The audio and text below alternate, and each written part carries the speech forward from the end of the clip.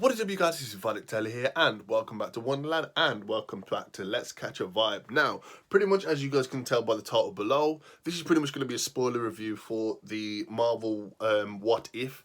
What if Doctor Strange lost his heart and not his hands?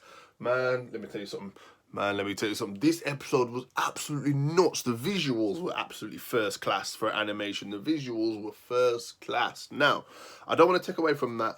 But pretty much, this episode pretty much leads us into the first film's kind of story where he ends up going to this award ceremony, but Claire's in the car with him this time. He's not alone. So they ended up getting together, and obviously, other than in the first film, they end up getting together. So they end up driving towards the award ceremony, and pretty much it develops that she ends up dying in the crash. The crash happens exactly the same way, but in this one, it happens so someone's shunted him from the back. We don't know who it is. We never find out who it is.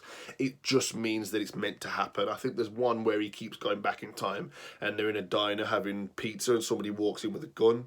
Obviously, like a robbery kind of thing. But yeah, pretty much, this episode pretty much leaves Doctor Strange pondering. He's like, okay, well, he ends up following the first part of the first film where he ends up, he's still got his hands, but he ends up going to follow the Mystic Arch to try and see if he can save her.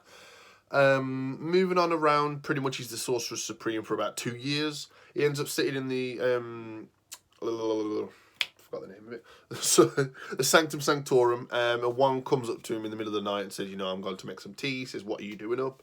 And he ends up pondering, but he ends up going back in time and using the time stone. But the only thing in here is the Ancient One walks in on him and says, listen, I know you want to bring her back, but you cannot pass a certain point in time. She's pivotal, she's meant to die so you can become the Sorcerer Supreme. But obviously Strange ain't really wanting to hear that, but he ends up finding out that if he can go and find the lost library of Cagliostro, he can gain enough power to bring her back. But again, this leads into a bit more of the dark side. So pretty much we end up finding that Doctor Strange ends up consuming a lot of power, obviously, which makes him, turns him dark.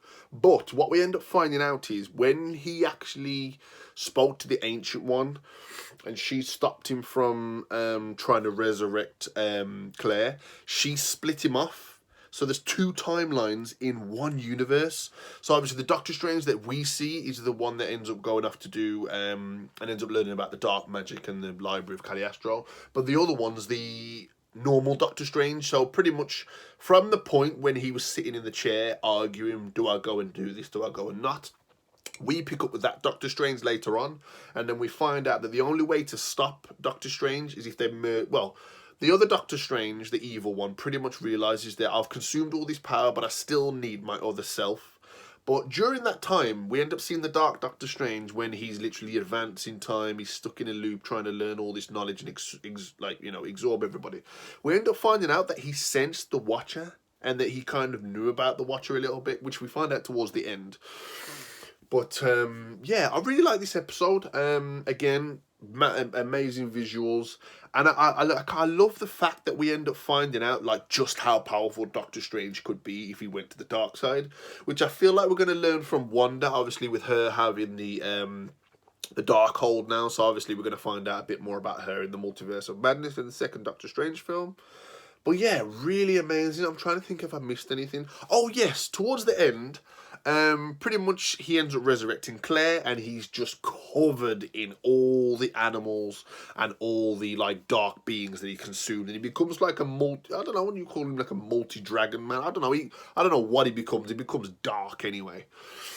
But he ends up, obviously the reality ends up shattering. The Watcher comes to him and said, "Listen, right, what are what the hell's going on?" And he says, I sensed you and I was able to sense you. Can you help me? He says, listen, I can't help you. Even if I could, obviously I'm a Watcher, I can't help you.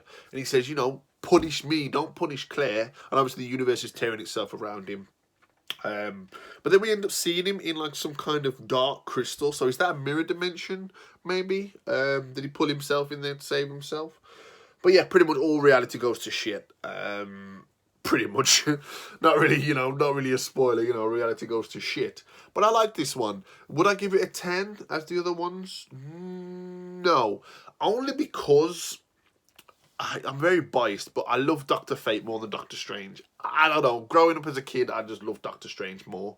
But yeah, I'm gonna leave this video here because I don't want it to be too. I don't want it to be too much longer than the actual non-spoiler review. But yeah, I liked it. Definitely recommend checking it out. If you've checked out the others so far, definitely recommend checking out episode 4. But I'm going to leave you guys here. If you guys like this video, don't forget to smash the like button. If you didn't like the video, don't forget to smash the dislike button. And let me know in the comments down below why you didn't like the video. Subscribe to the channel if you're new and join Team Wonderland. And join Let's Catch a Vibe together. Jeez! And don't forget to switch on the bell notifications to get notified as soon as I upload. But more importantly, don't forget to stay vibey and I'll catch you next episode. Peace! Cheese!